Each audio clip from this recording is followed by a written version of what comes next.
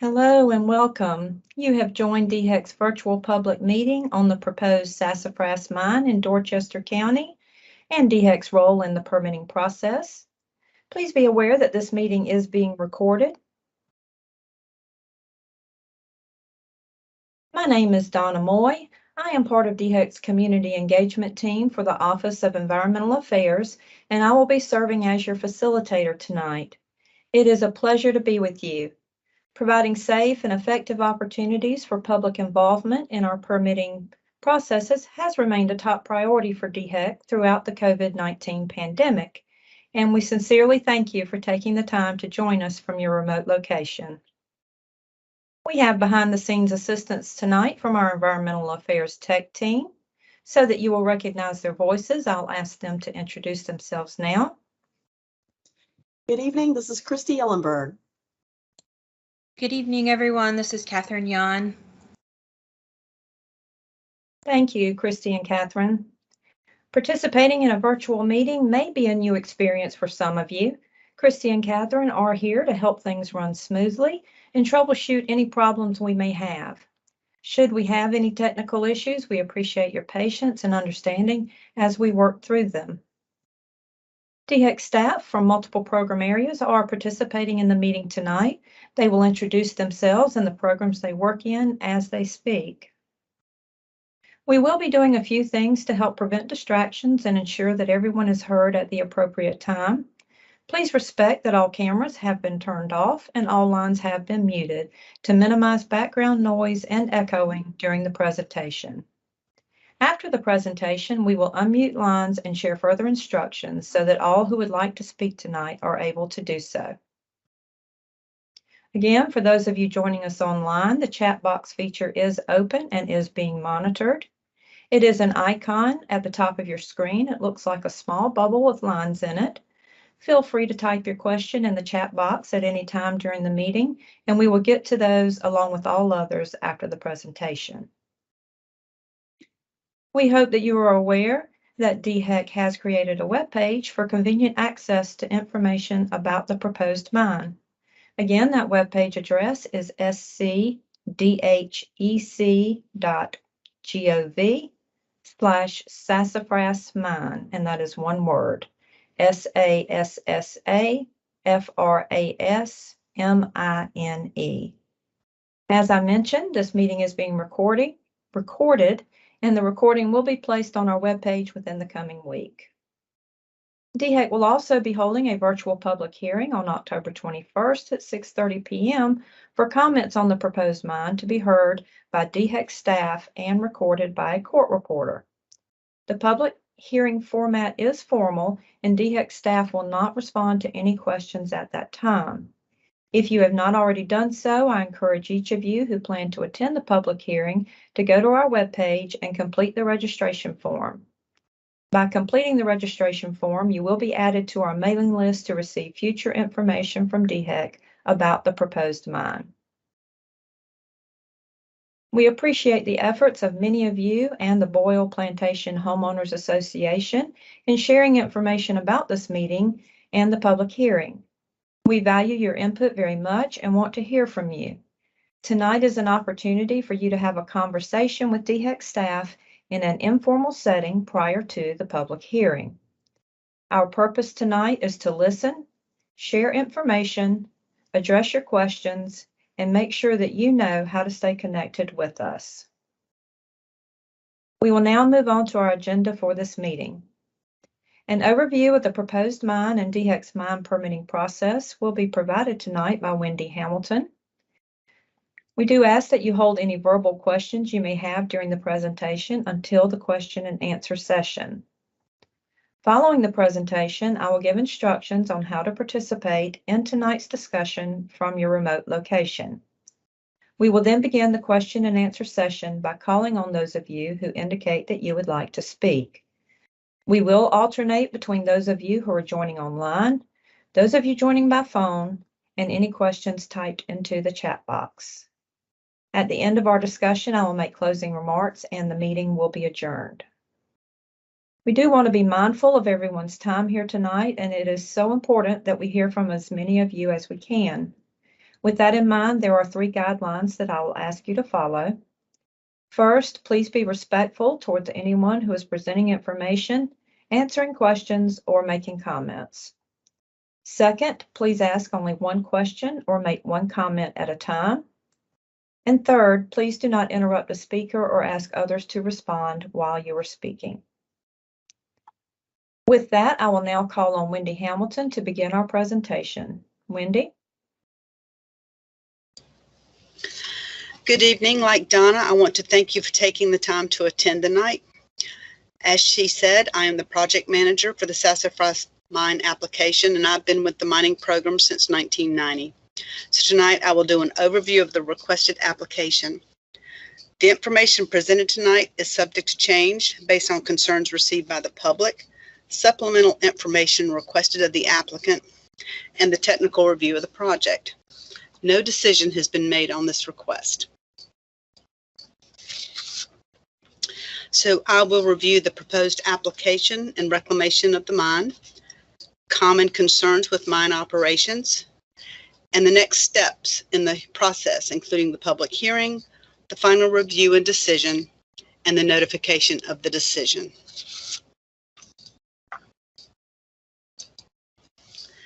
The proposed Sassafras mine is located in Dorchester County, but the area is under the jurisdiction of the City of North Charleston. The tract is 8.6 miles south of Summerville, South Carolina, and about 3.75 miles south of the intersection of Delamar Highway and Ashley River Road. The proposed mine is within a 2,600-acre tract of land.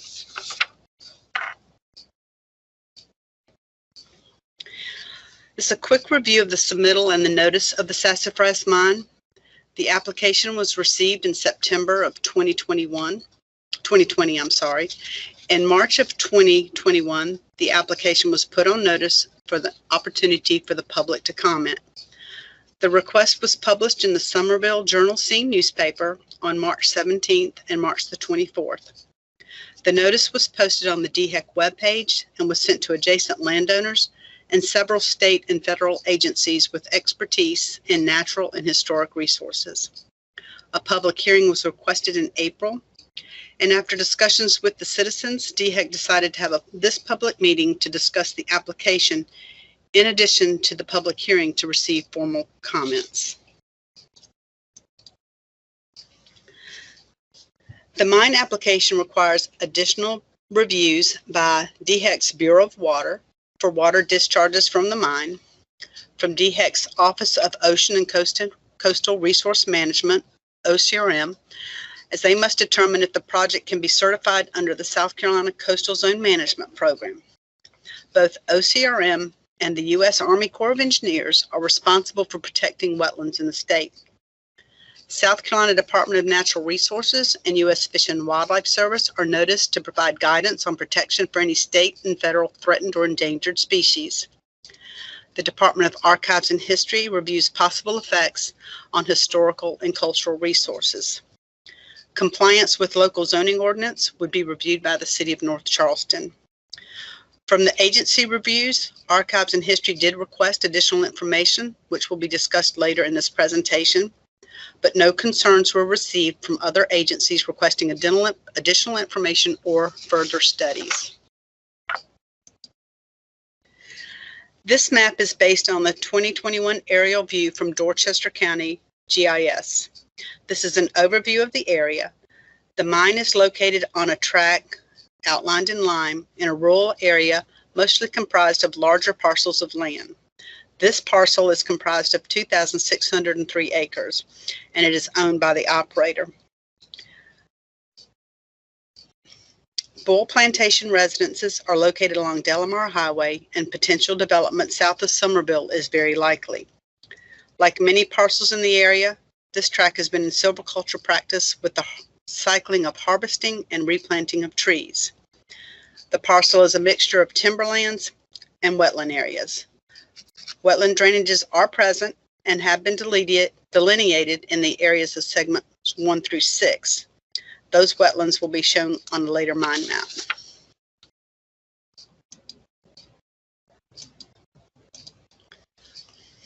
The proposed mine, outlined in white, is located in the northeast corner of that parcel. The current proposed access to the mine is noted in yellow. The access from Delamar Highway comes through an adjacent tract owned by Sassafras Timber. Sassafras Timber recently sold the parcel hatched in blue. With this newly shared property line, this proposed access may change with the technical review of the application. I understand there has been some recent road construction near Boyle Plantation. The company explained this was in response to timber management activity and creating a temporary easement to the new owner of the parcel sold.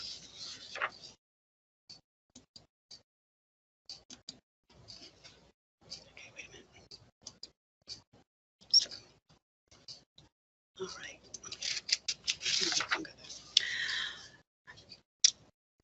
Sassafras Timber has requested a permit for 171.5 acres. Of that acreage, 160 acres are slated to be excavated. 3 acres will be needed to improve and construct roads. 8.5 acres will remain undisturbed to serve as a buffer from adjacent properties. Sassafras proposes to excavate sand, a mixture of sand clay, and topsoil. The depth of excavation is 20 feet below current grade. This operation is a basic excavation loading directly onto trucks for transport. There will be no processing at the site. No blasting is done on these types of mines. Once excavations are initiated, stormwater and groundwater will collect in the cut. Accumulated water will be allowed time to settle any sediments, then pumped from the mine.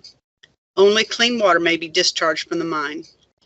All discharges will be regulated under a National Pollutant Discharge and Elimination System permit, NPDES. Sassafras Timber must obtain this NPDES permit prior to any ground clearing on the site. This is a submitted mine map. The initial 6 segments are adjacent to the northern property line. Segment 7 is west of the initial operation. Additional information must be submitted prior to any activity in Segment 7. The northern line is shared with South Carolina Public Service Authority substation and a power line easement. Land to the east is forested. Adjacent properties are protected by a 50-foot undisturbed buffer as shown on the map.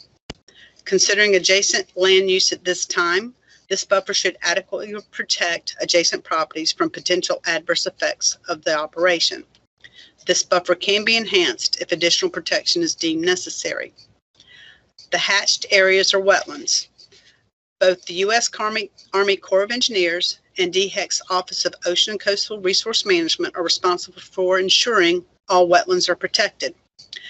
The Corps has issued an approved jurisdictional wetland delineation for areas 1 through 6. OCRM will review the mine activity and certify the project is consistent with the South Carolina Coastal Zone Management Program. Prior to activity in Segment 7, a wetland delineation must be performed and approved by the Corps and OCRM. Mine permits ensure wetlands are protected. This is typically achieved through the use of buffers and installation of appropriate best management practices such as silt fence. The main purpose of the South Carolina Mining Act is to ensure all mine lands are restored to a useful purpose. The final use must ensure safety while protecting the environment. This does not mean the property must be restored to pre-mine condition. A proposed schedule of mining and reclamation was submitted with the reclamation plan. Based on this schedule, the life of the mine is predicted around 15 years. It is difficult to predict how long an operation will be in business. The life of an operation is controlled by the demand for material. The materials being mined generally are raw products for the construction industry. As construction activity increases, the need for material increases. The more construction, the shorter the life of the operation. Mine permits are issued for the life of the operation. Proposed reclamation of the Sassafras mine is to ponds. Reclamation standards for ponds require a minimum depth over 4% of the property, a minimum depth of 4 feet over 50% of the surface area, banks graded to a 3H to 1 vertical slope, and all bare areas vegetated with permanent vegetation. Every mine operation is required to post financial assurance to ensure reclamation is performed. In the event a company cannot finalize reclamation at a mine, the bond can be forfeited and DHEC will finalize the work. The submitted reclamation map shows the banks being backfilled to achieve a gradual slope that is graded 3 feet horizontal to every 1 foot vertical. Ponds will fill to capacity with precipitation and groundwater.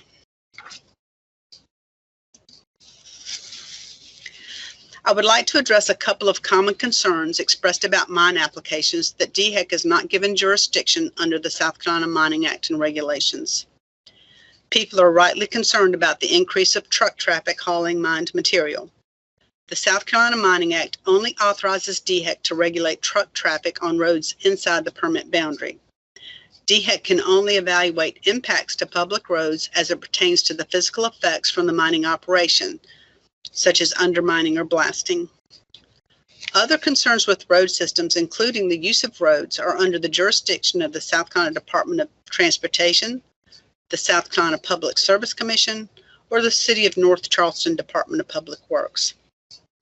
Illegal activities such as speeding and hazardous driving need to be called into local law enforcement agencies. The location of mines is also a common concern. Appropriate or compatible land use is determined by local government. DHEC has no authority over zoning restrictions by local governments.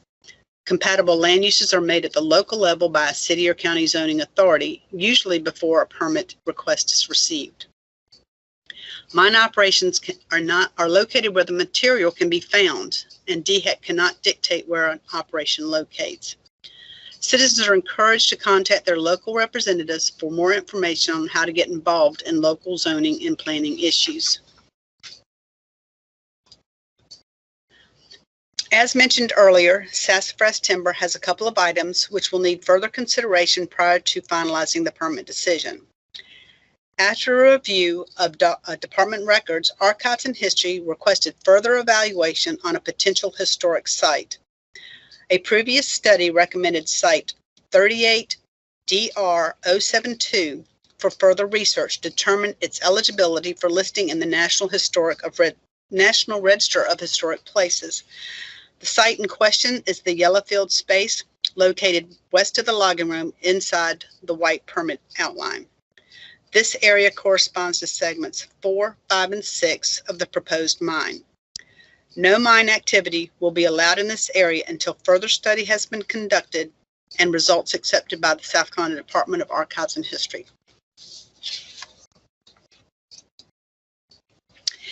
In addition to the Cultural Resource Survey, a wetland delineation will be required for Segment 7 prior to any activity in that area. We've discussed that wetlands are on the track. This slide is a National Wetland Inventory map and illustrates the locations of wetlands in the area. The approximate location of the requested permit area is outlined in green. Segments 1 through 6 is the larger outline area. Segment 7 is the rectangle. The current approved delineation covers segments 1 through 6. Prior to any disturbance in Segment 7, Sassafras Timber must conduct a wetland delineation. That delineation must be approved by the Army Corps of Engineers and submitted for review and acceptance by the OCRM and mining. Another item to assess is the location of the haul road. Sassafras Timber planned to upgrade existing logging roads to use for the mine. Due to early concerns stated, Sassafras Timber did revise the road from the original planned location. The initial road is noted on the map as a yellow dashed line. To move away from Boyle Plantation, Sassafras moved the road to the location noted in red. Mining will be looking at the road location in response to concerns and the sale of the parcel discussed earlier. Besides proximity to adjacent lands, other factors to consider in determining the location of the road would include ownership of the property and the presence of wetlands.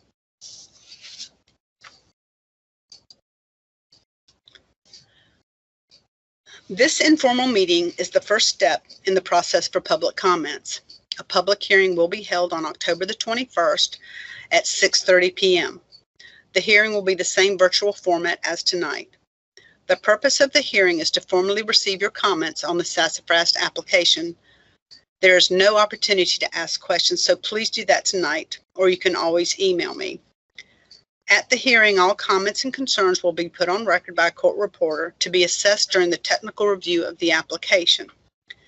Several residents have emailed concerns relating to notification, wells, groundwater quantity and quality, contamination, air quality and dust, timbering, congestion on public roads and traffic safety, noise, location, operating hours, property values, and the quality of life.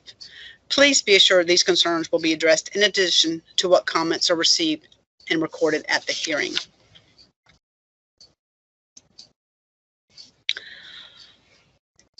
All comments received during the comment period will be reviewed.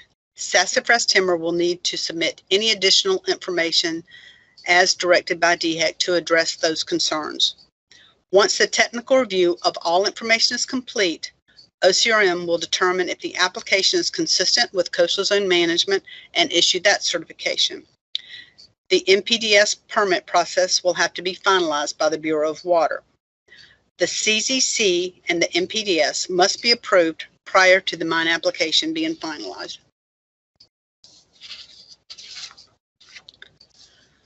Upon receipts of approval by OCRM and NPDES, mining will finalize the decision on the mine application.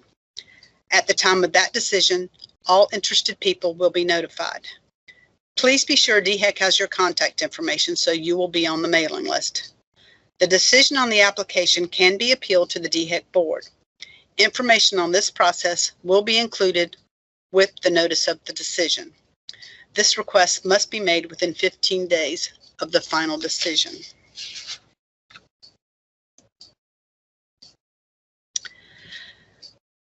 This is the contact information for me, so if you could please contact me if you have any additional questions or concerns after the meeting. Again, thank you for your attention. Thank you, Wendy.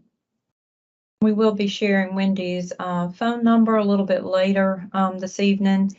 And also just wanted to mention that we do have staff from DHEC participating tonight from not only the mining program, but also from the Bureau of Water and our office of our OCRM office that Wendy mentioned.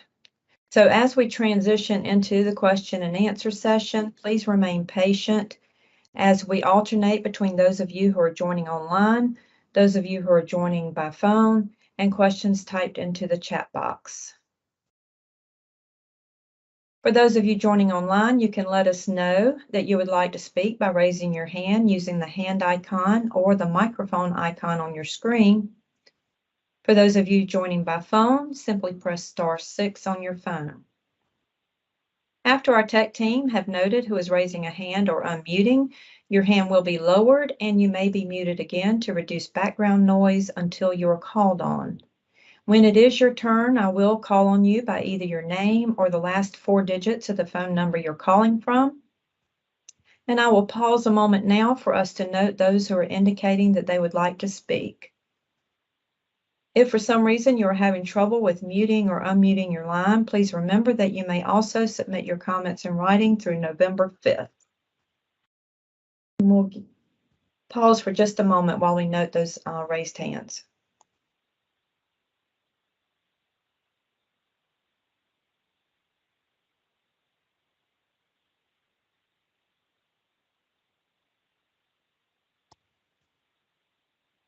Okay.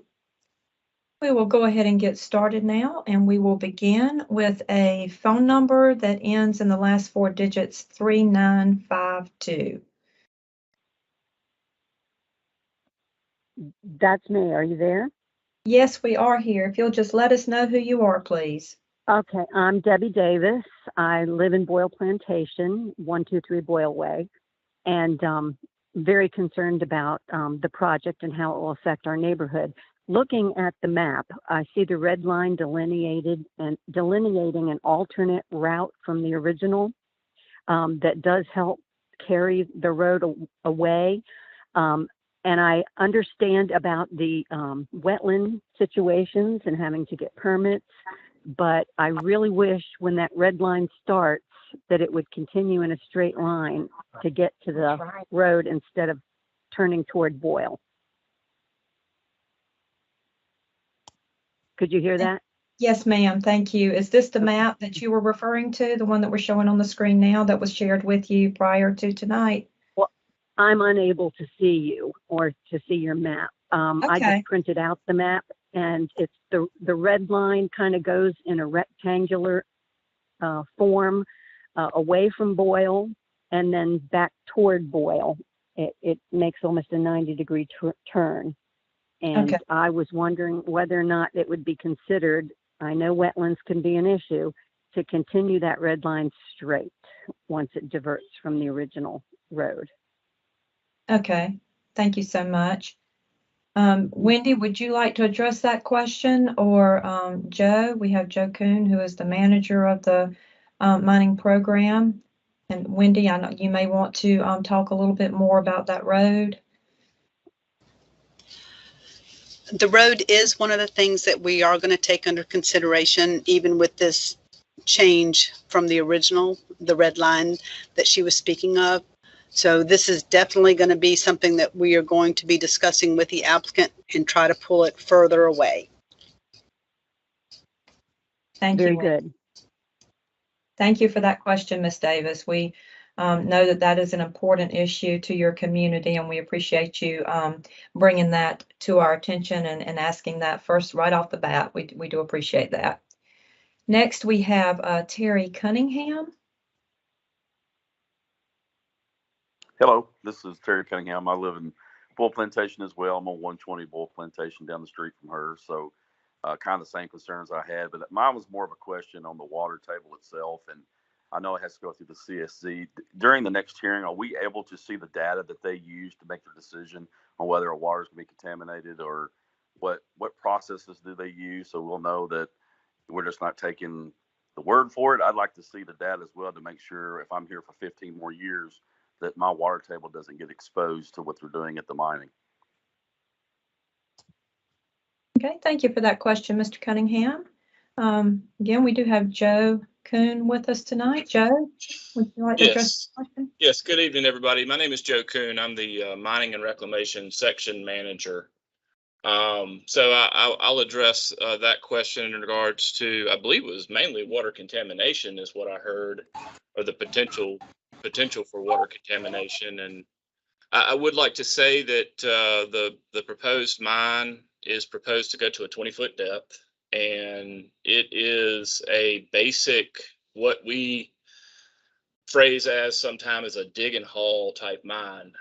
They will just use standard excavation equipment like track hoes and front end loaders and things of that nature to load directly into trucks. There is no processing of the sand that comes out of the mine and goes to market. So in this situation, we wouldn't anticipate any potential for contamination in the water. So we wouldn't see the need to monitor for that in this type of a mining situation typically. So I would say that is a concern that we'll certainly evaluate and address any questions like yours or any other questions that may come. But again, in this situation, we wouldn't anticipate contamination of the groundwater. Who would monitor it?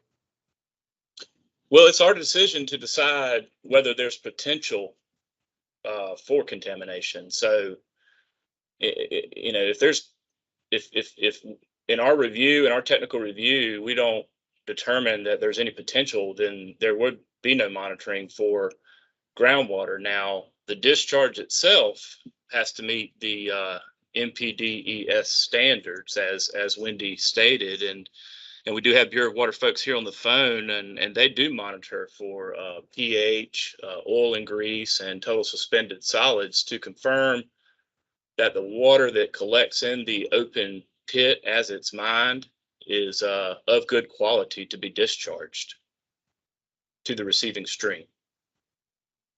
And there's studies in place that basically state that there's no possible way that a water table could be contaminated by the standard of mining procedures that y'all use. I mean, again, it's no chemicals are introduced into this process. There's no real potential besides any kind of incidental oil and grease, and there is a mechanism to monitor for that. And there's a requirement of both our permit and that MPDS permit that any incidental spillage be contained and removed immediately. So. Okay. And once again, like I said, if it is tested and y'all approve it, we have access to that data so we can see it as well. Certainly. We're any information in our file is available to the public through the Freedom of Information. Okay. We're really just, the concern we have is, we're all on well water, and, that's just a concern for a lot of us. We have a lot of children here. So, Sure. That's kind of our livelihood is the well water. And the last thing we need is for something to start happening to that. So sure, I appreciate your answers. Yeah. I mean, I will point out that the mining itself takes place in excess of 2 miles from any of the homes in Bull Plantation. And I believe it is in the downgrading direction of the water. So, it at 20-foot depth, and typically your drinking water well wouldn't be pulling water from that shallow a depth, and given the distance, we certainly, again, I'd restate that we don't anticipate any contamination of the groundwater, but we also wouldn't anticipate any impact to your water supply as well. Thank you, Joe. You're welcome. Wendy, did you have anything that you wanted to add to Mr. Cunningham's question? I was just going to explain what Joe said about that they have their MPDS permit, which does require cleanup of any incidental spills, and they have a pollution prevention plan that has to go with that. So, and that no chemicals are actually used in the mine site itself, but that would be the only potential. But that they are required to clean any incidental spills up. But okay, thank you, Wendy. I think we also have Crystal Rippey with our Bureau of Water, who's joining us and who would maybe like to clarify from the Bureau of Water end of things, what they monitor. Crystal? Yes, Donna, thank you. So I just wanted to make one clarification. Unless there is like equipment washing or something like that, then, oil and grease would not be monitored for. So it's mainly just pH and TSS as far as the MPDS discharge, But if there's no equipment washing or anything like that, there's really no potential for oil and grease to be there. So, but again, as Wendy mentioned, we also have the SWIP, which puts in place or requires certain practices, best management practices that they have to meet in case of a spill or something like that. So just wanted to make that clarification. Thank you so much, Crystal. And if you would, for the benefit of everyone who's on the call, just again, state your name and the program that you work in, and maybe define what that SWIP is. My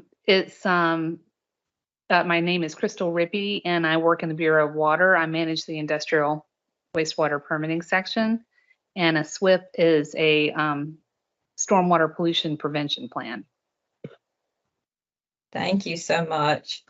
We deal in so many acronyms here at DHEC, and we try and catch those and make sure that everyone who's joining a meeting knows what those are. So please, if you have a question about any acronym you hear, let me know, and we'll be glad to talk a little bit further about that. Okay, so next we have Frank. Frank, I do not want to say your last name because I think I might butcher it, but it begins with an M. That's quite all right. Thank you. Yes, sir. Yeah, the name is Frank Muhlenkamp, and me and my wife, we also live in Boyle Plantation at 140 Rocco Lane.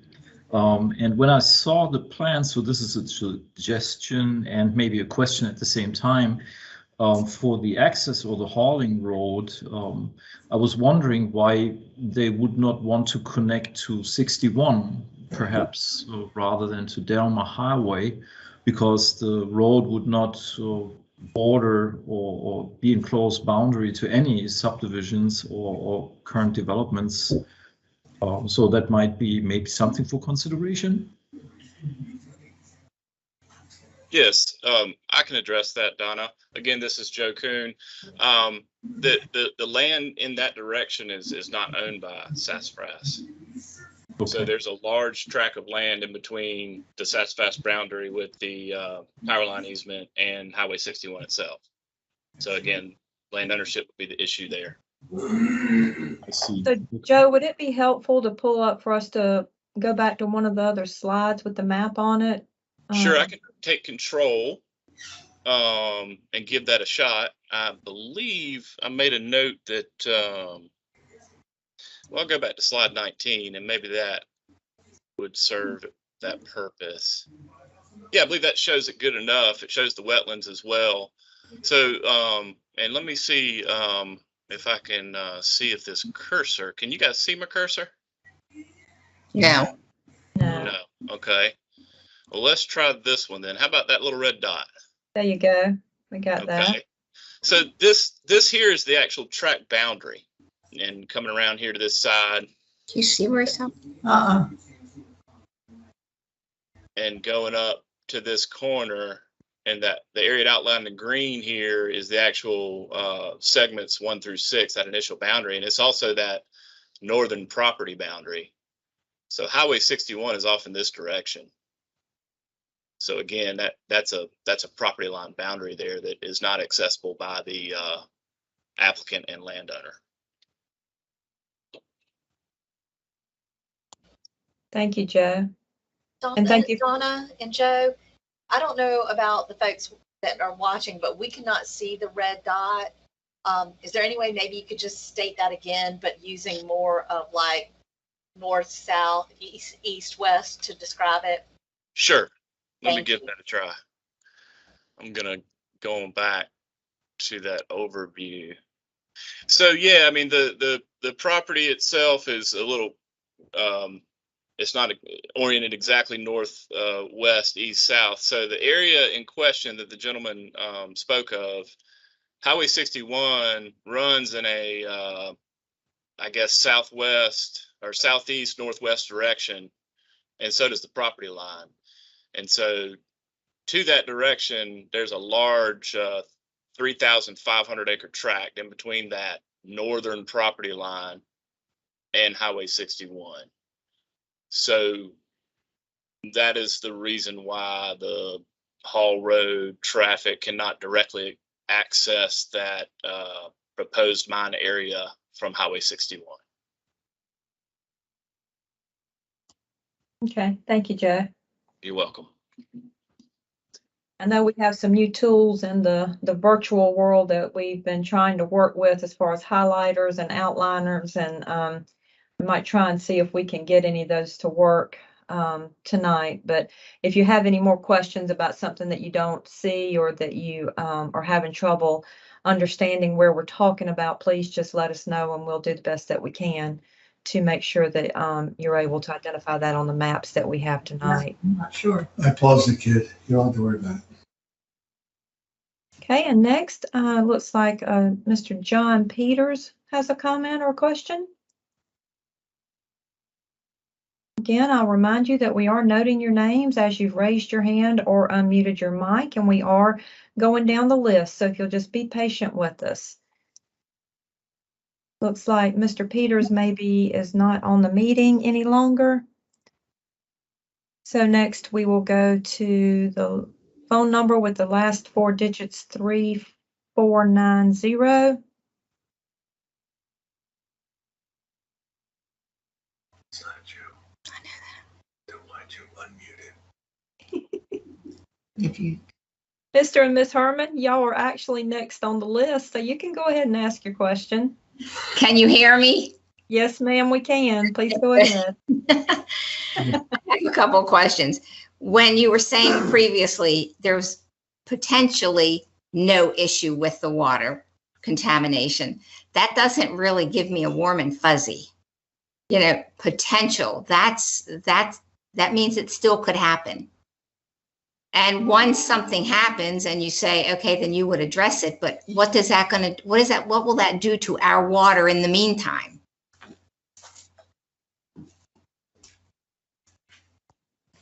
Mrs. Herman, I'll address that. So I use that word potential because that is what our regulation speaks to.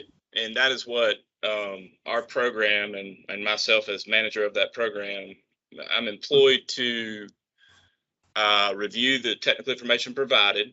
And I get opportunity to do that on many locations across the state. And then I take the opportunity to determine per the regulation if there is potential for typically there's not potential for groundwater contamination associated with this type of mining. And as far as groundwater quantity impacts to your well, given again the distance 2 miles away from any of the homes in Bull Plantation and the depth of 20 feet, that in my experience and my technical review, I would not consider there to be potential for any impact to your well as far as groundwater quantity. And then I also look at groundwater flow and things of that nature. Again, this is a straightforward excavation operation. It's really not much different than you going out into your yard and using a shovel and digging a hole in the ground and putting it into a wheelbarrow and wheelbarrowing it away. It's just done at a much larger scale. So, given the fact that there's no chemical processing involved, that in my experience tells me that there's not potential for contamination. And what happens if something does happen? What if our wells get slow? Or, it might affect some people's wells, but maybe not others. Any of our permits that dewater are conditioned that if we determine during the operation of the mine that there has been impacts to a water supply well, then we would investigate that. And if we determine that it's the mining activity itself that has caused that to occur, then the mine operator would resolve that situation and put that well back in service or remedy that situation. Well, okay, from the time it would start and then until the time the investigation takes place, how long would that be? You could be without your well for how long? They would also be required to provide you with potable water for your needs during that time. So I think, Ms. Herman, you are expressing a concern that we hear quite often with any mining activity in the state. It is a very valid concern. And I think that Joe is speaking from experience in terms of what we have seen with other mines in the area. And, there are no guarantees, but we certainly do have the regulations in place to help make sure that these operations do go on about their business in a safe and protective way of the environment and of people as well. So it is a very valid concern, and we do appreciate you raising it. Joe, would you like to talk a little bit about, we can offer the well survey form, if that would help for us to have that information here? Sure. So we have a well survey form available, and basically it's a form to facilitate collection of information about your well. So what I think I'm hearing is all residences in Bull Plantation have their own water supply well. Yes. And there's not a community well. Okay, No. so I think it seems that Bull Plantation is a fairly new development. And so if you guys have information on your well and your files at home, when it was drilled, the diameter of the well, depth of the well, and any information and all information that you would have that would be great information for us to have to further consider any potential this mine would have on those wells. So we can certainly, like Donna said, get a form available for you to download from your website. But even without the form, you can certainly email that information to Wendy, and we will certainly consider all that information as our technical review continues. Well, we can try to get everyone to submit that information and get it to the board and then send it in as one. How far down is the water table?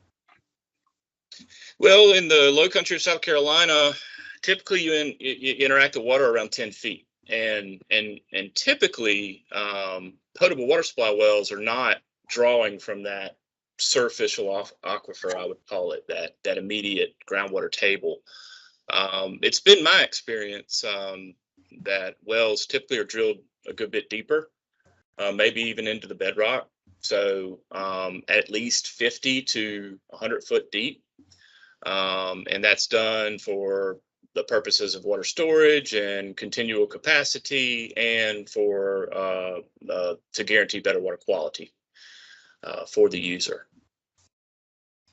I guess one other thing, and then I won't hog it anymore. But with having those wells back there, you're digging those mines, I mean, I'm just afraid it's going to hurt our property values. You know, I mean, who's going to want to buy a home there when you've got mining going on behind your development? Well, property values are not something we can directly address per our regulation, but I will say this, looking at your community there, I do see a pond. I did take the opportunity to look at historical aerophotography of that area before it was developed, and there was a point in time when that pond was not there. Mm-hmm. And typically the lake that will be created by this mining operation is constructed very similarly to many of the dug ponds in the low country. And typically those are pretty attractive features to have homes around. Mm-hmm. For recreational purposes and just aesthetic quality of life. So, I mean, what we see a lot in working with our Office of Coastal Resource Management and our folks from the Charleston office is many times mines get developed to residential eventually. This is sometimes the first step in that process. Okay. All right, I won't hog the phone anymore. Somebody else can talk. Thank you, Ms. Herman. Thank you. If you have another question a little later on, we'll be glad to come back to you. All right, thanks. And Mr. Muehlkamp, I see that you have your hand raised also. If you'll just let us get to some people that we haven't heard from yet, and then we'll come back to you as well. So next I have Larry and Joanne. And again, I'm not going to try to pronounce the last name because I don't want to say it wrong. But you've been very patient. Larry or Joanne? Yep. Yeah, can you hear me? Yes, sir. Thank you. Okay. Yeah, it's Larry and Joanne DeBevick, and we're at 121 Boyle Way. And I've got two questions. One concerning truck traffic. I was interested to understand how many trucks per day is anticipated, and are there anything being done to mitigate dust and noise from those truck operations? And then the last question is regarding the mining itself. Once the mining operation is completed, will that land be reclaimed? Are there some regulations they need to meet in order to bring the land back to something that's not going to be a scar on the environment? And the other, I guess, the other point around the truck traffic, not only how many trucks, but what are the hours of operation that are anticipated? What time will they start in the morning? What time will they end at night? And then regarding that, the mitigation around dust and noise. Okay. So I'm going to start with the reclamation piece first. And so, as Wendy stated in her operation, the primary purpose of the South Carolina Mining Act is to ensure that all mine lands permitted through our program are reclaimed to a useful purpose. So in this situation, they are proposing to mine and create a lake. And so they would be required to meet the minimum standards set forth for that lake. And so the slopes would meet 3-to-1 standards into the average water table, and the lake would have minimum depth requirements, and everything would be vegetated and stabilized. So yes, there is a requirement for reclamation, and they do have to post an actual reclamation performance bond to ensure that that reclamation is complete, and we hold that bond throughout the life of the mine until it meets those minimum standards. And as far as truck traffic, again, as Wendy mentioned, we have authority over truck traffic within the permitted area, and we do have the authority to require dust and noise mitigation associated with that truck traffic. So our permits are conditioned that all truck and excavation equipment, it has appropriate and working mufflers in place and that sort of thing. And so they minimize the noise as much as they can in that regard, using those best management practices. And then the dust itself, we would require that they have a water truck available to be used to maintain moisture in the roads so that they mitigate that dust effect while the mine is in operation. As far as the how many trucks, that's not something that we require as far as information for us to review. So that may be something that the city of North Charleston, their ordinances may take a look at that, and I would encourage you to reach out to them to see if that is the case.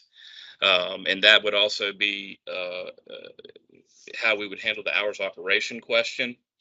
We can certainly, if you guys wanted to suggest some hours of operation or look into what North Charleston has as far as ordinances, that's something that we can certainly discuss with the applicant, but is not something that we have specific regulatory authority over.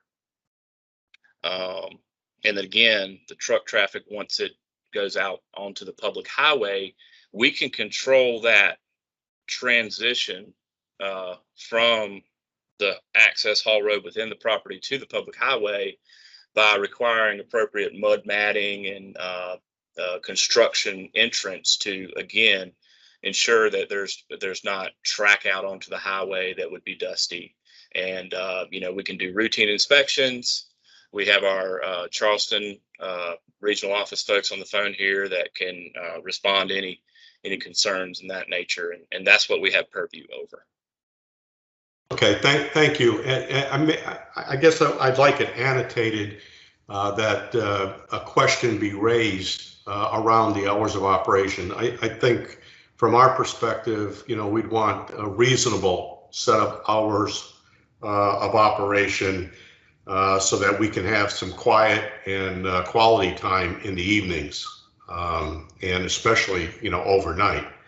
We would hate to see a 24-hour operating mine with the truck traffic, et cetera, going on. Sure, sir. I would encourage you to put whatever you would consider reasonable hours of operation in writing to Wendy for us to consider as that time. Okay, thank you. You're welcome. Thank you, Mr. Debevec.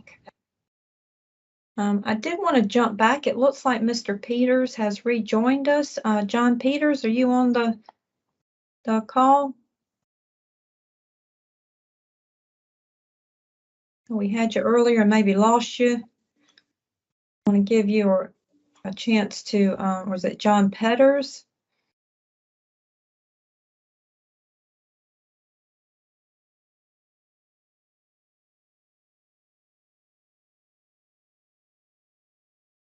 Okay, we'll come back to you. I'm not sure if you're having trouble, Mr. Petters, if you can unmute your line or unmute your your phone or your screen. Or please feel free to use the chat if you're having trouble. Again, that chat function is at the top of the screen. It's a little bubble with lines in it. If you click on that, you can type in a question also, and we will get to it. Okay. Mr. Petters, can you reach that chat? So we see that you're unmuted. Yep. I was going to say, we do have a message in the chat that he's unmuted, but not able to have the audio work. This might be a good reminder that you also can call in by phone. Maybe we can go back to that slide with the call-in number. We can also drop that into the chat as well, or you can type a message into the chat as Catherine's noting. Thank you so much, Christy. So, Mr. Petters, we will give you just a moment to try that, and we will come back to you. Yeah, we also had a Bill and Alice who was joining us. Bill and Alice. Can you hear me? Yes, thank you. Please go ahead. Okay. My name is Alice Norton, and I live at 100 Boyle Way in Boyle Plantation. And I'd like to say that I echo everybody's concerns. Those are on my list of concerns. One of them primarily being the water table, which I believe Mr. Joe addressed, said that he didn't believe there was any potential for, is he saying there's no potential for the water table to drop that low because the mine is 2 miles away? Did I understand that? Yeah, I think it's a combination of the distance from the mine and the proposed depth of 20 feet. So, you know, again, if water is encountered at somewhere between the ground surface and 10 foot, then they, you know, slowly excavate it into the ground to the 20-foot depth, you know, and given the distance from 2 miles from your home, the kind of depression that would be created would be climbing back to the natural water table as it moves in your direction. And again, typically ground residential water supply wells are not completed at a shallow depth, 20 foot or less. So if the maximum depth of the mine is 20 foot at that distance, then I think it's a really low potential for any impacts to the wells. Okay. And my other concern, I have a couple of concerns. Our neighborhood is very quiet. The sound travels, and the truck noise will travel. It will be very loud in here. It's just an area where the sound travels, and there needs to be maybe a buffer. I don't know if they would consider a fence buffer or some other kind of buffer. And with moving the road, that little bit that they moved the road, they revised the road a small amount. You know, it's not enough to take away the noise and the dust for the traffic that will be coming in and out of there. They really need to move the road farther away, because it really is close. As a property owner of a couple lots in the back, I mean, I would have a hard time if I wanted to sell some property back there and there's truck traffic. I mean, like I said, it's very loud in here, and it just travels. And so that was another concern I had, was the road and the water. Sure. If I can address the road a little more, you know, that's something we can look at if it's possible to place berms, which would be a soil mound at a height that would deflect that noise. That berm itself would deflect that noise up and away. is something that we can sometimes employ and utilize in these situations. And the road itself, and looking at this property, if I may take control of the map again and just look at that slide 19, just bear with me now.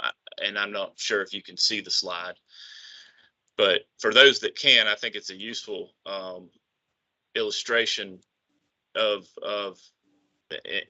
as Wendy stated it on this map, that of those that can see it, the areas in green outlined on this map are the wetlands.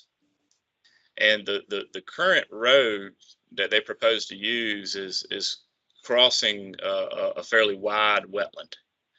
And so in order to move that in either direction, in the direction you would prefer, away from Boyle Plantation to the east, south, and east, a new road would have to be constructed through that wetland.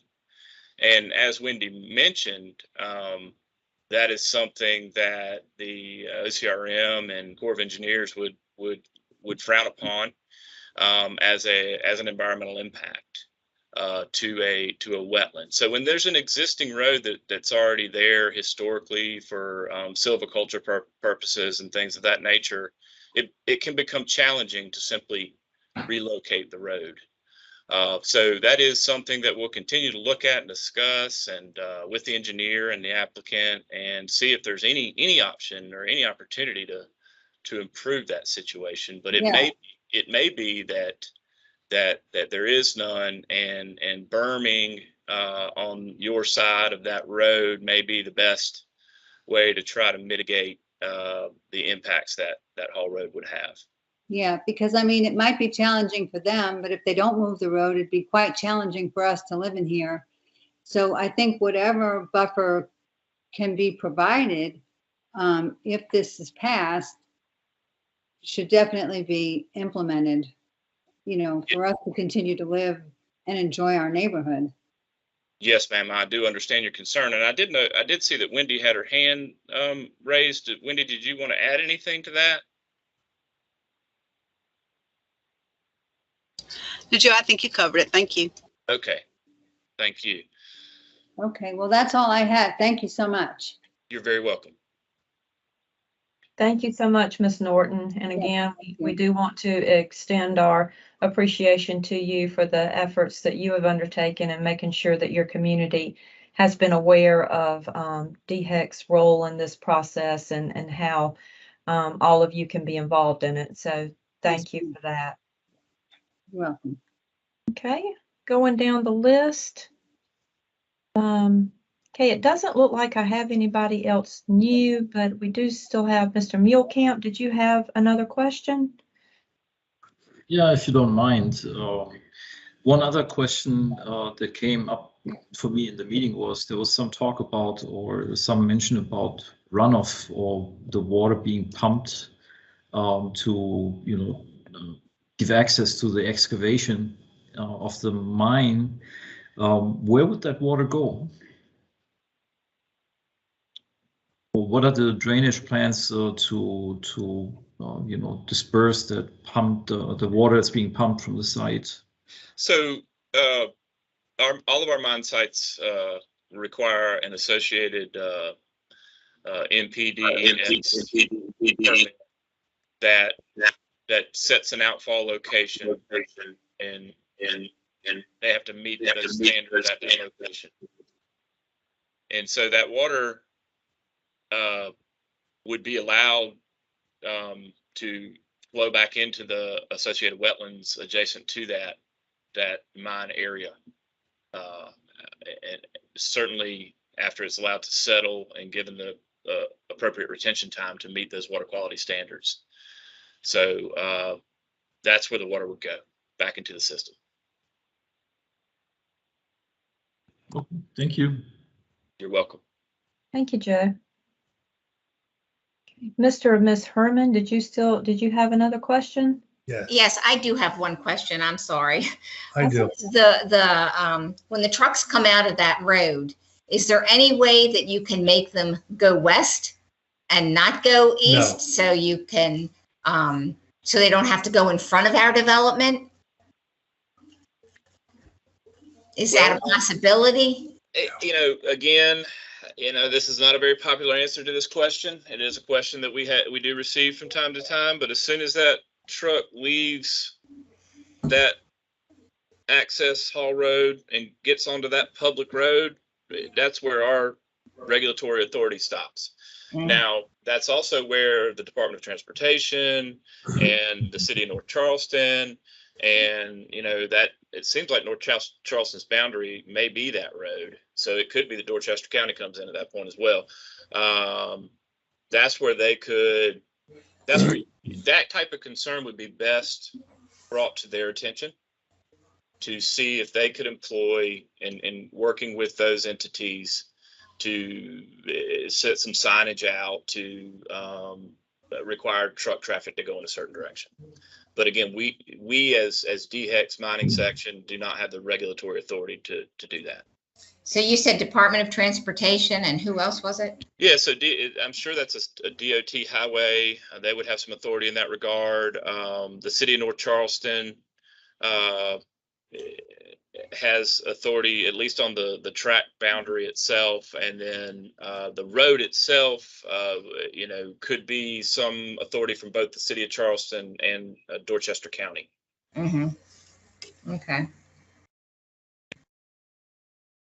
May I? Yeah, my husband has a question now. Not to belittle it. This is Ed Herman. Getting back to the issue of possibly impacting the wells.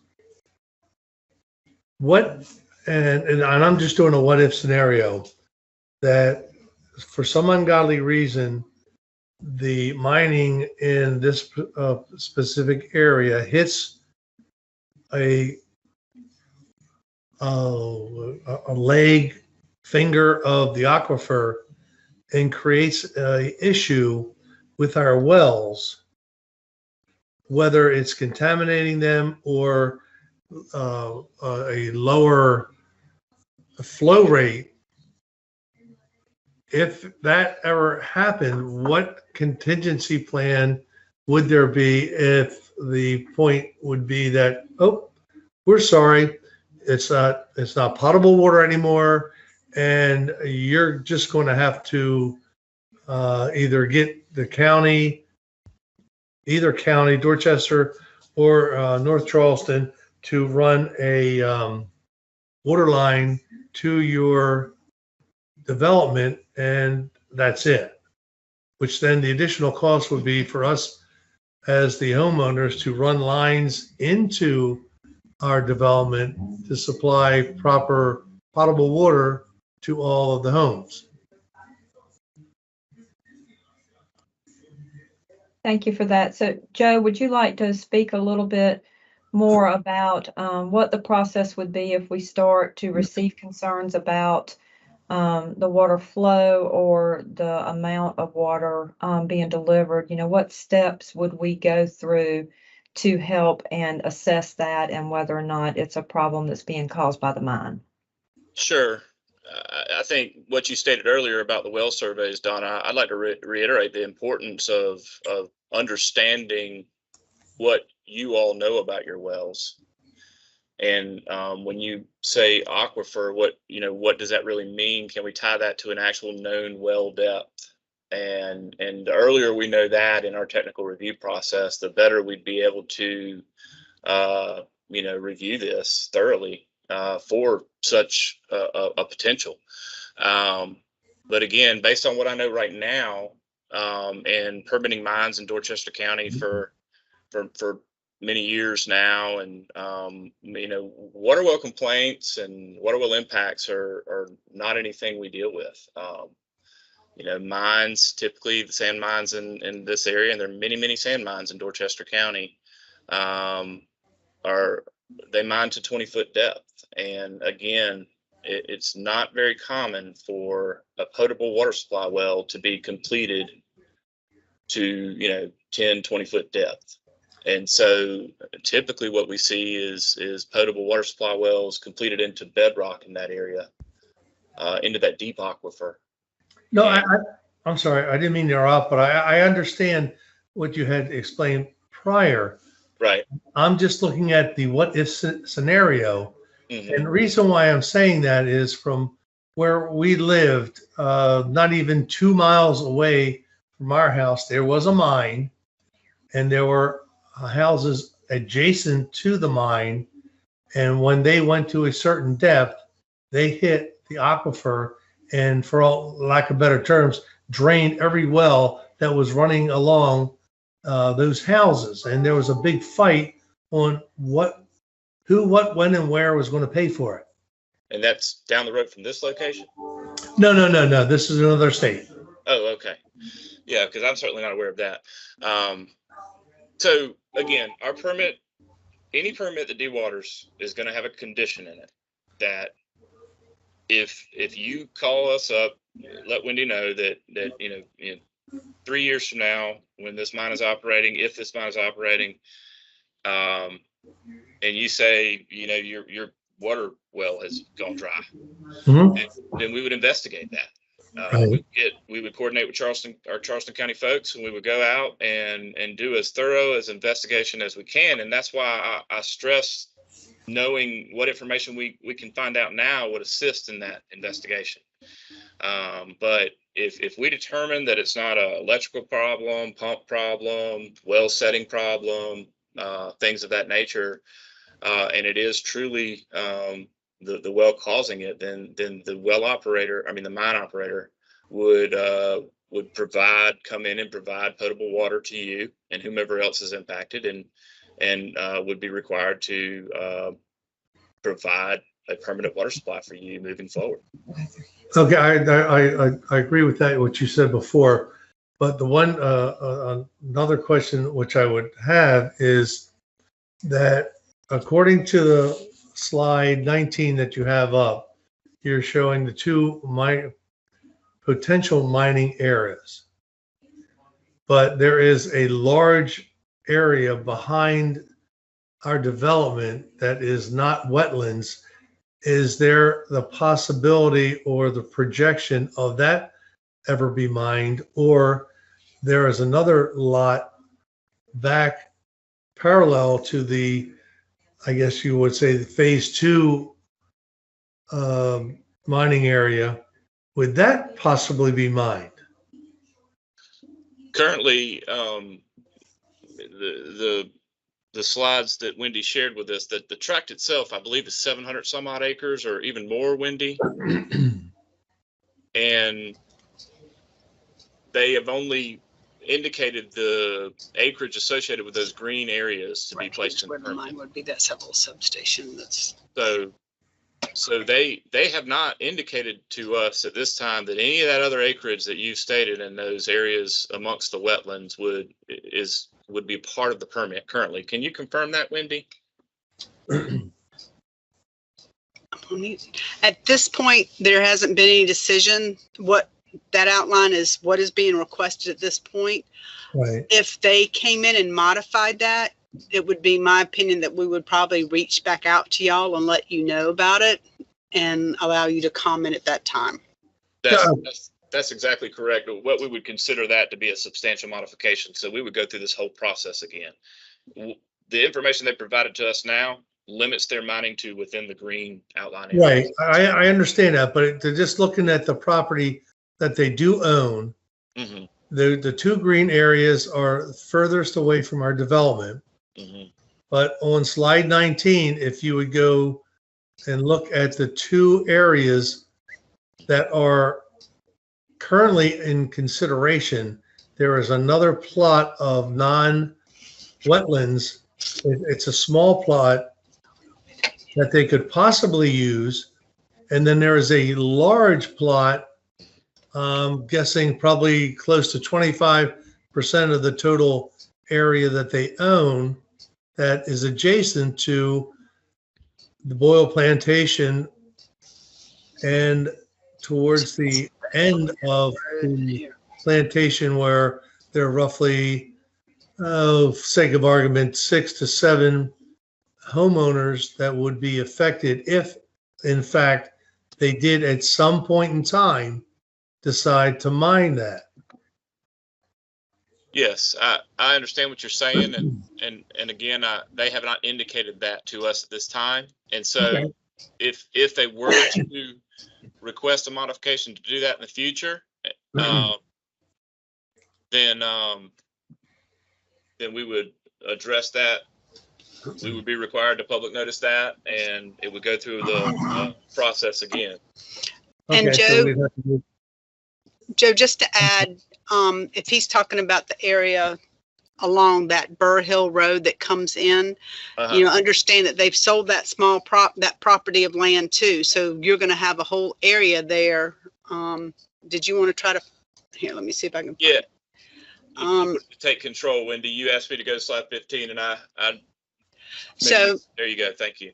I think what he is speaking about is those areas that don't have the wetlands, which would be along the Hall Road and that blue hatched area. So once you have your blue hatched area that they recently sold for development, then it sort of takes away the area below it because it would be too close. You know, they have not mentioned anything, you know, they don't necessarily have to tell us their future plans, but at this point, nothing is on the table. But with the sale of that property, that blue hatch property, that really reduces the size of the area that they would be able to mine just with the protective measures we try to put in place.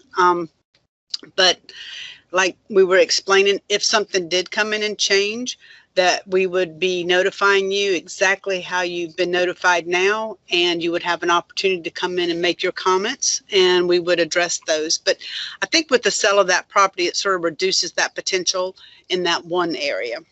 Okay, I don't want to be a hog on this, but I did not hear, and I apologize if I wasn't paying attention, but I don't know what the young lady had asked before, but with regards to the change in the new route, the truck route. Okay.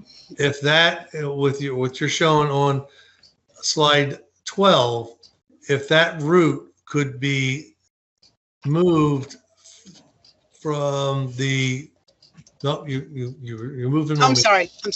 I was going to go and show you the current one, and then we could go back to that. Well, okay, that had the current one, but that's okay. Well, this one, I just wanted to show you a little bit closer picture. So this picture, so that might be easier to speak from, because what, you know, earlier they were discussing is maybe moving that point further, you know, have it come along that property line at the base, you know, to this, further to the left. Right. And then move it further down that road. So we're going to be in discussions because the new property that was sold is basically that cleared area above that line. So we have some concerns with that shared property line because that area is going to be developed. So those are discussions that we're going to have with the operator on trying to move that Hall Road, see what we can do to ensure that everybody is protected. Okay, and again, one of that sentence question. Mr. Herman. Yes. Mr. Herman, if you have one more question, I just want to make sure that we hear from everybody who's joining. I don't want to be a hog. Okay, thank you. I'm just wondering if there is any issues during this construction. Who do we talk to? If there are any concerns or questions about the construction of the construction, and once it starts, it's in progress. So if the permit's approved, you're asking. Yes, ma'am. Okay, thank you. Go ahead, Wendy. We have inspectors for every area within the state. The inspectors are out of Charleston for that area.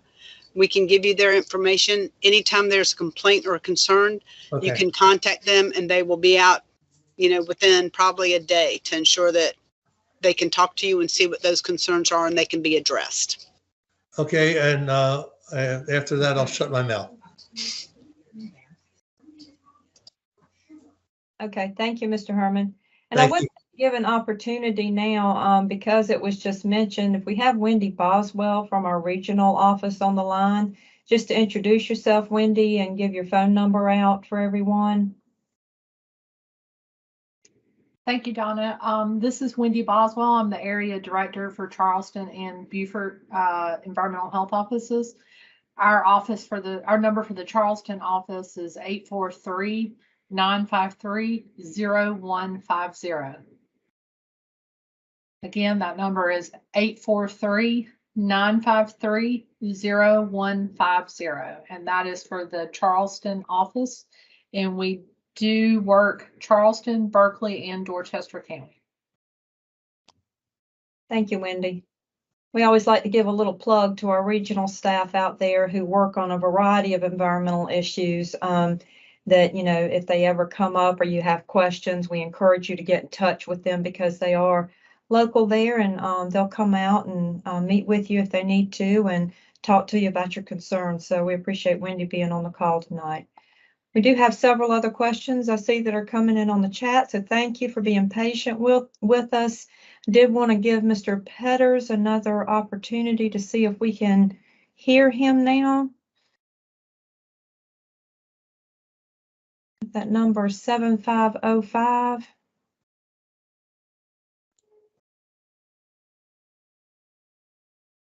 Catherine, are we seeing that Mr. Petters is on the phone or joining us online? So He's on the phone, Mr. Petters. If you will just hit *6 on your phone to unmute.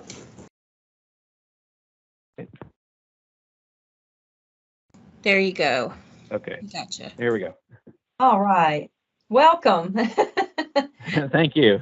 Thank you. Please go All ahead right. with your question. Sure. So my property is the one that's at the closest point to the road. And so it kind of just more echoing what everybody else has said already. Just, you know, I have an elderly father that I take care of and 5 small children. So we can actually see all the cars going by and the trucks when they're working on the roads. So anything that can be done to divert, and this is my first time learning that that property was sold for development. So, yeah, I don't even know if that would even be in the future, that would be a busy road or not. But, you know, anything that can be done to divert the traffic, because it literally is, that road is about 100 feet from my house. So it does get quite noisy when there's trucks and things like that, and dust an issue as well. That's really all I have. Thank you so much for sharing that with us, and thank you for being patient with us as we tried to get you connected. So we do appreciate you being with us. Okay, I also see that we have a couple of chats coming in from Tina, is it Coleman? If a berm is built, where does the material come from to complete that, and how long would that take, and how would that noise be mitigated? And Miss Coleman lives in Boyle Plantation, I do believe. So, Joe, would you like to speak to that? Where does the materials come from for a berm?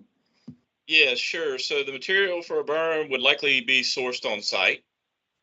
And, you know, if the purpose of the berm is to mitigate noise, and say on this map we have on the screen now, it's on that green line is the property line between the gentleman that just spoke's property, I assume, and Sassafras Timber Company, and the idea would be to certainly consider, as we continue our technical review, maybe a placement of a berm, kind of where they make that turn once they cross that large wetland and make that turn to the east, maybe along the west side of that road, maybe an appropriate place to put a berm. You know, certainly during the placement of that berm, they would need to you know, truck that material over and you know, use equipment to form that berm, and noise would be mitigated in that scenario by proper baffling and muffling of equipment. And it's certainly possible that during that time frame that noise would be heard more than once that berm is established. And again, you know, the berm may not be the solution. That's just one option I just threw out there. Certainly we're, as Wendy has stated, we're going to continue to discuss and exhaust any options that we can employ to move that road further away from Boyle Plantation. So that's about all I can say about that. Thank you, Joe. So there was also a follow-up question. In your experience, in your current capacity, how many mine applications have been denied in Dorchester County? Yeah, that's a question I get from time to time. You know, and I don't keep a tally of that, but you know, we don't deny very many permits, maybe 1 or 2 a year. So in order for us to deny a permit, per our statute, we have to give the applicant the reasons that we would deny the permit and give them an opportunity to modify their application to allow for approval.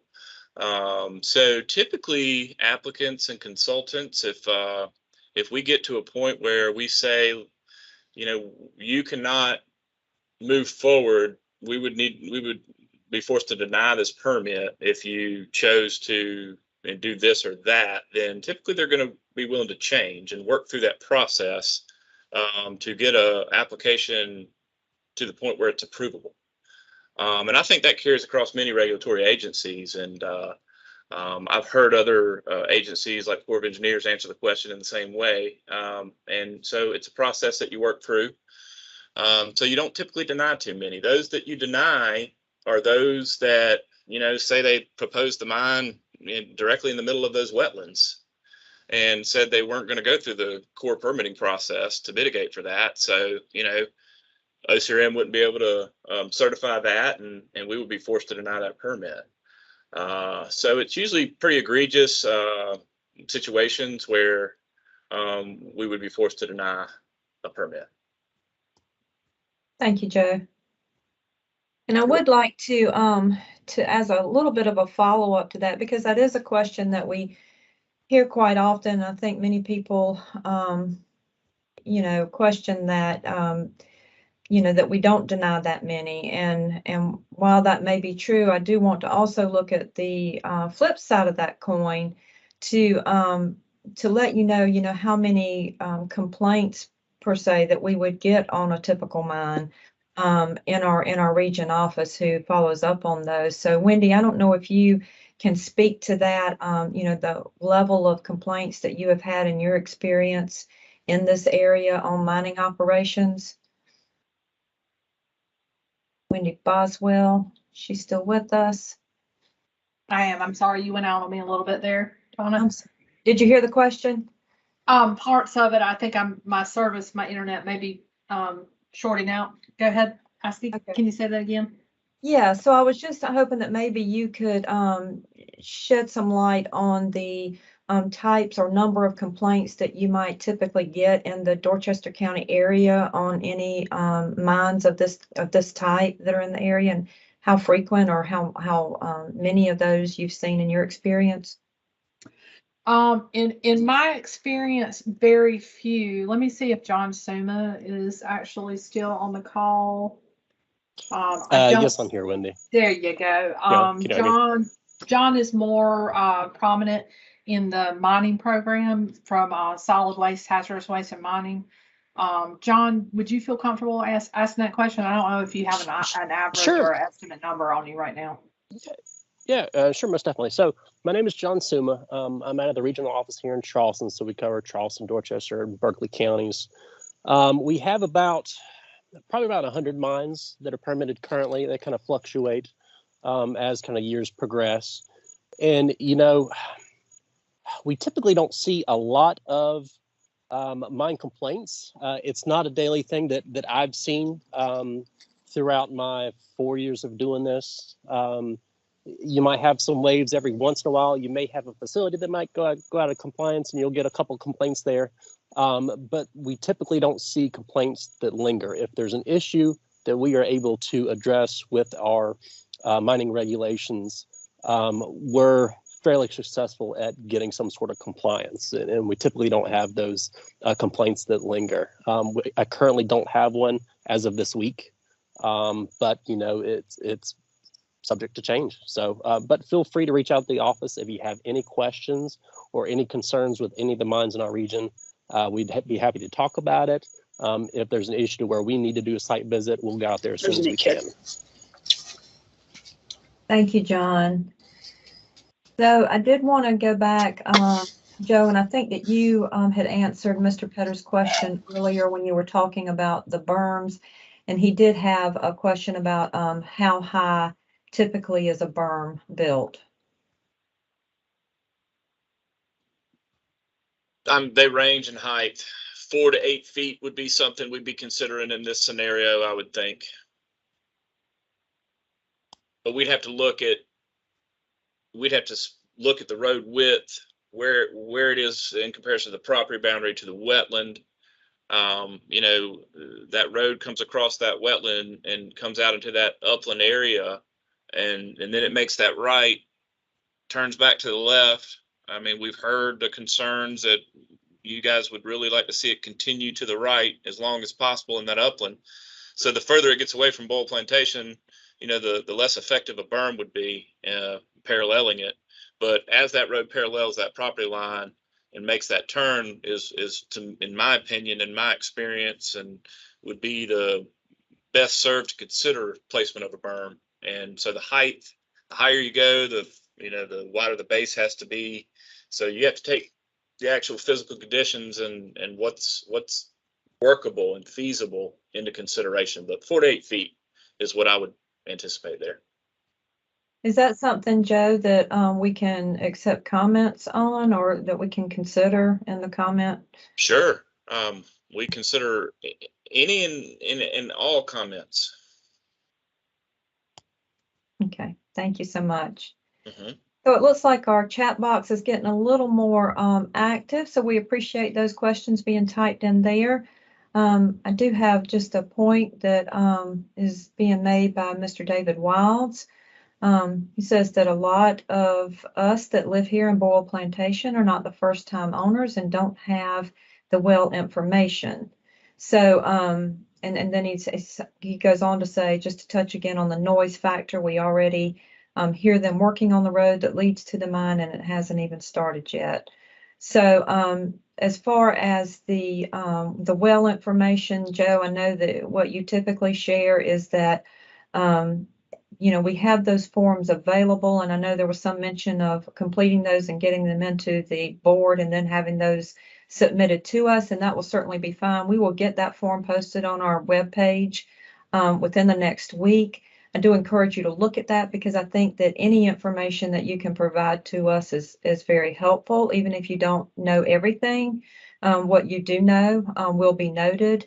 And we would just appreciate, you know, just having what you do know. And you can even note that you are not the first time owner of the home as well. So any information is better than no information when it comes to that form. So I just wanted to point that out. And Donna, yeah, I will add to that we can certainly request through our residential well program in the Bureau of Water to do a internal search on any well records that we may have associated with those homes. And is that to verify information that is submitted, Joe, or is that? I mean, when wells are drilled, they submit well records with DHEC, so there may be some information internal that we can also review. Okay. You'd think I didn't work here, but there's so much that I don't even know, not being in the technical realm. So thank you so much. Mm-hmm. We have noted the noise on the road. I do want to ask Wendy, maybe she can touch on this, or Joe, one or the other of you. You know, what actually, I think this question leads into, you know, what is actually going on now, if there is any activity at the site now. You know, what they are allowed to do at this point and what they're not, and what maybe this truck traffic on this road could be from. Donna, I did get a question about some of the activity on that road, so I did reach out to the consultant who reached out to the company. As we were saying earlier, they are doing some timbering activity at that site, which we do not control. And also, the piece of property that was sold is required to have a second access. So they were working with that property owner and allowing them an easement. So that's what he was saying, that the work that people are hearing right now was in response to.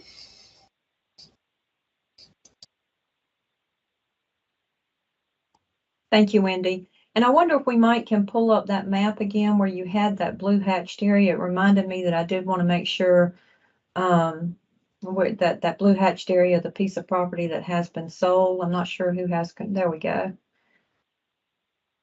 That was a new word to me, hatched. So just to make sure that everyone it understands this area that Wendy was talking about, the area with the cross marks, it might be hard to see that it's blue, but it's outlined in green. That is the piece of property that she was speaking of that was recently sold, I believe. Wendy, do you want to add to that? It was recently, I'm going to go back one more slide. Two more.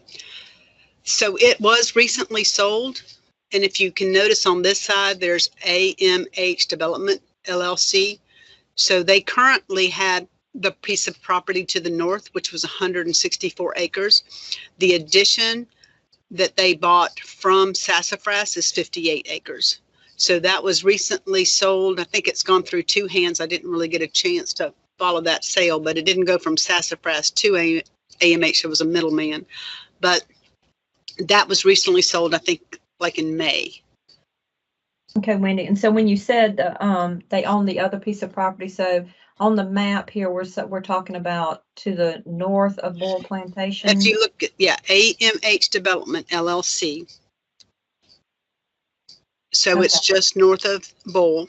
So they own that piece of property north and adjacent to, and then purchased the site that we had in the blue hatched. Okay, and so if you can see on that map, that on that green line that goes to the little box that says AMH Development, it does have two prongs on it. And so those are the two pieces of property that we're talking about. Again, if you don't have access to this map during this call, it is online, I believe. Is that right, Wendy, on the website under maps? Yes. Okay. So it is on our website. Actually, we might need to check that since this is part of the PowerPoint. It probably wasn't in one of the maps that was submitted. So we will make sure that it's added. The PowerPoint is available on the webpage as well, so they can find it there. I was about to say that. That just dawned on me. Thank you so much. So the presentation has already been posted on the webpage and is available there with this map included. Okay. Thank you so much for that. Does anybody else have a question that maybe they haven't had a chance to ask or that they would like further clarification on? It looks to me from what I see that we have gotten to everyone who had indicated that they would like to ask a question. I do see now that the time is coming up on 8:15, so we've been here a little while, which is perfectly fine. We're so glad that you were able to join us and ask your questions tonight. But we do want to be respectful of your time. So if you have any other questions, please feel free to raise your hand or unmute your line or type it in the chat box so that we can get to those before we wrap up.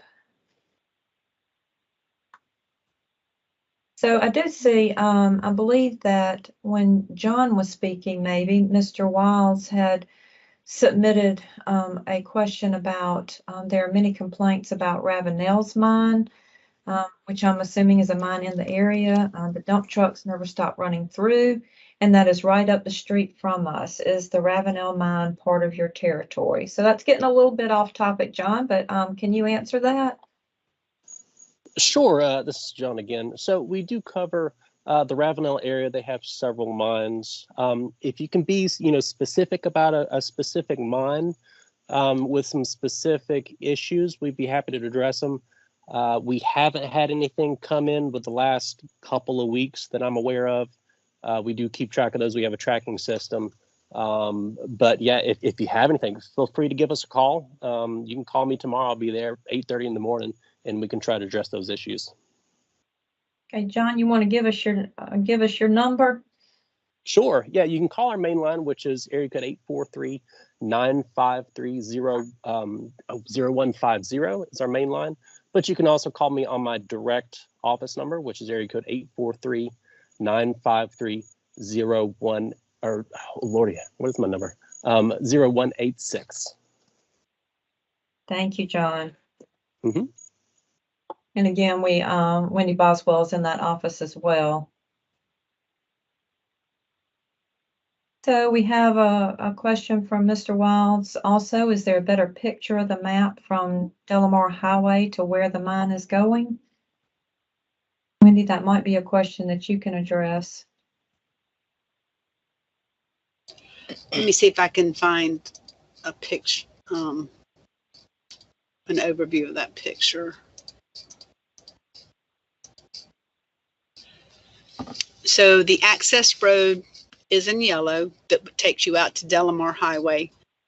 It leaves the track that the mine site is on and goes to adjacent track that's also owned by Sassafras.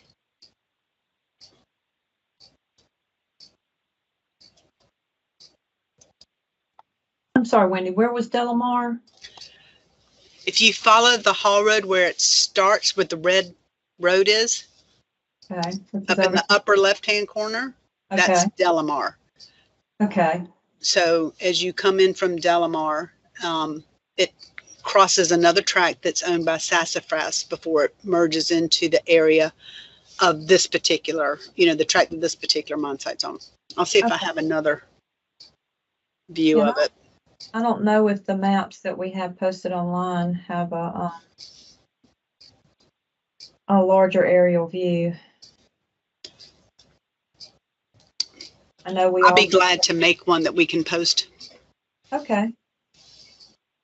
I know one of the tools that we have here that we're very fortunate to have and use quite often is the county GIS and county information that they have posted with a lot of these maps and this information on it. But we will be glad to see what we can put together and have posted on the webpage that shows a little more of Delamar Highway for context. I know you can't see the whole oil plantation in this particular map either, so we'll see what we can do about that.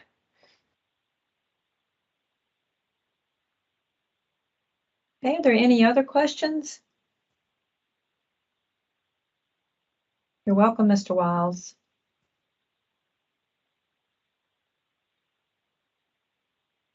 Okay, well, we have posted some information as we've been talking tonight in the chat of this meeting. You will find John Suma's phone number there, the main number into the regional office, which is where John works out of. So if you weren't able to catch it a little bit earlier, please look in the chat and it's there. We will also post that information on the webpage. And I have also noted that we should maybe look and see if we can find those contact names and numbers for the City of North Charleston and the Department of Transportation for concerns about the roads that we were discussing earlier. We'll see if we can get that information together and get it posted on the webpage as well. So do we have any other questions?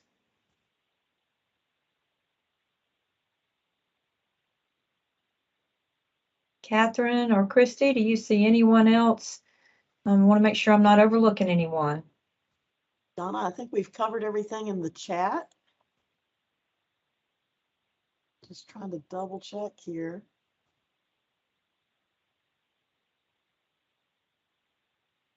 Is that Mr. Petters, your phone? You might be using your phone to mute and unmute instead of the *6 feature. So if you did have another question, please let us know.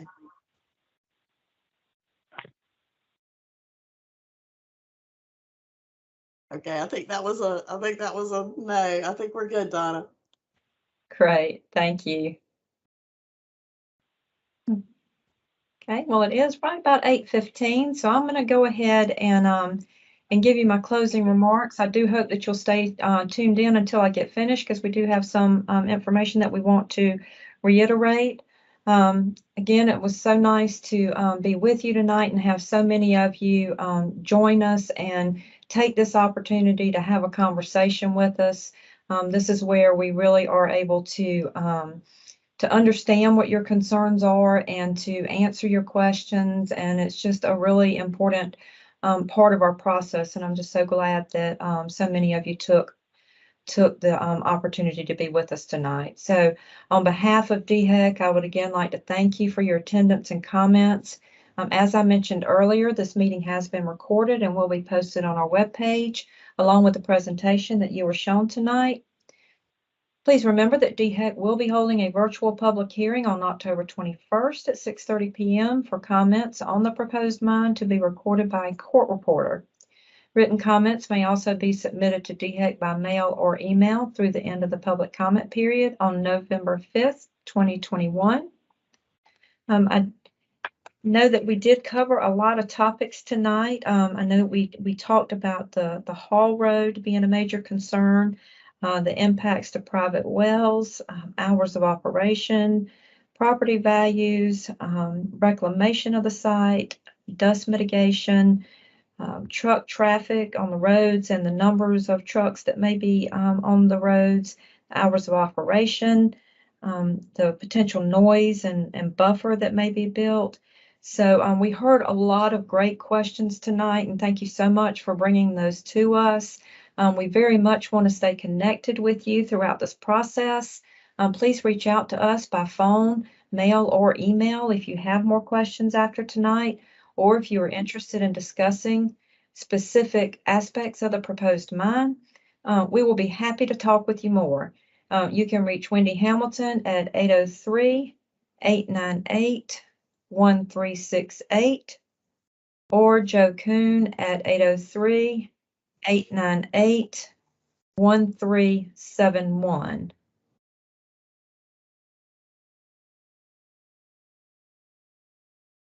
So I don't know if we have time to quickly put those numbers in the chat before everybody signs off in case you didn't get them. But they are also on our webpage, so please feel free to reach out to us and let us know if you have any more questions before the public hearing. We'd be glad to talk with you more. So once again, DHEC encourages you to help us win the fight against COVID-19 by getting a safe, effective, and free vaccine at a location near you. The time is now 8:17 p.m. and this meeting is officially adjourned. You may disconnect at this time. Please continue to stay safe and good night.